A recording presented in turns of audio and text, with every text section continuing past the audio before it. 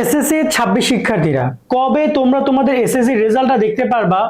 কবে তোমরা 26 সিলেক্ট করবা, ভিউ রেজাল্ট অপশনে ক্লিক করবা, তোমাদের রেজাল্ট চলে আসবে? আজকের ভিডিওতে আমি তোমার রেজাল্ট নিয়ে কথা বলবো।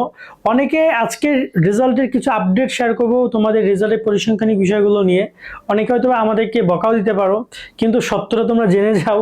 হয়তোবা লাগলে একটা স্ক্রিনশট দিয়ে রাখো যে শোন ভাই এই কথা বলেছে এবং এই কথা রেজাল্টের পরে মিলাই নিও।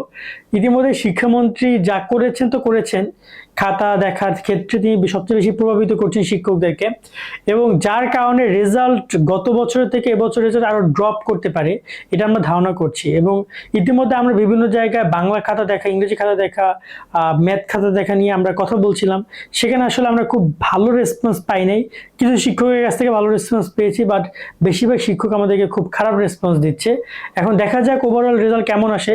তবে তোমাদের সকলের জন্য দোয়া রইল যেন ইনশাআল্লাহ তোমরা সবাই যেন ভালো ফলাফল করতে পারো, যেটা তুমি এক্সপেক্ট করছো, যে তুমি যেমন পরীক্ষা দিয়েছো।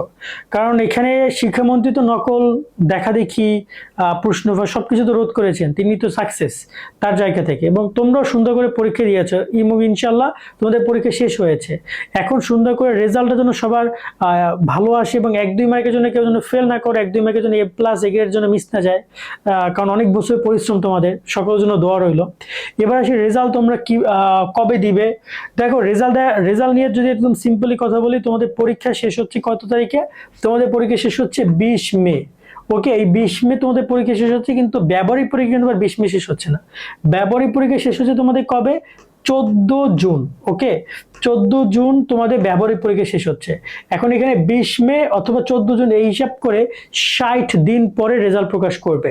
তো নিয়ম রয়েছে 60 দিন। কতদিন পরে? 60 দিন পরে রেজাল্ট প্রকাশ করা, 60 ডে। তবে এবছর তোমাদের খাতা দেখা নিয়ে প্রথম দিকে একটু সমস্যা হয়েছিল। অনেক শিক্ষকরা খাতা নিচ্ছিল না শিক্ষামন্ত্রীর কারণে, ভয়ভীতি দেখানো হয়েছিল তাদেরকে।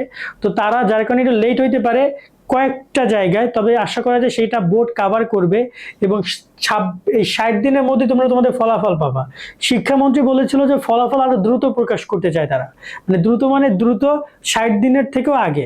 সেই জায়গায় এটা ডিপেন্ড করে বোর্ডগুলো কিভাবে ফলাফল তৈরি করে তাকে দিচ্ছে, শিক্ষকরা কতটুকু দ্রুত খাতা দেখে পরীক্ষকদেরকে দিচ্ছে, প্রধান পরীক্ষক আবার সেগুলো বোর্ডকে পাঠাচ্ছে, এগুলো অনেক কিছু নির্ভর করে।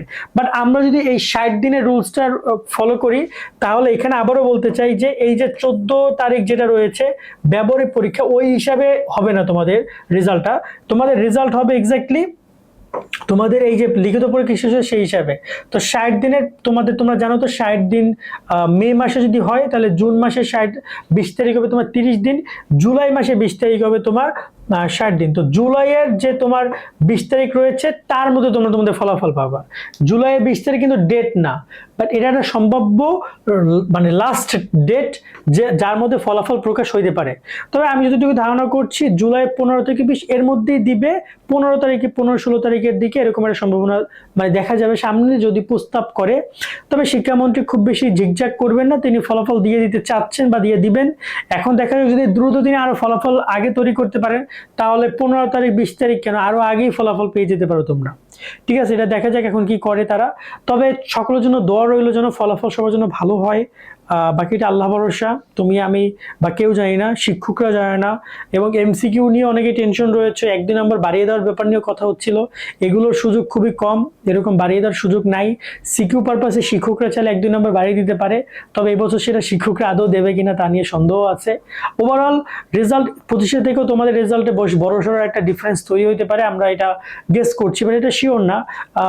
শিক্ষকদের কথা শুনে বুঝতে পারছি, বাট ওভারঅল সকল বোর্ডের কি অবস্থা তো জানা যায় না। আর তোমরা কেমন স্টুডেন্ট, কেমন কি পরীক্ষা দিয়েছো তার উপর অনেক কিছু ডিপেন্ড করে। তো আজকের মতো ভিডিও আমরা এখানে শেষ করছি। সকলে অনেক অনেক ভালো থাকবা। আল্লাহ হাফেজ।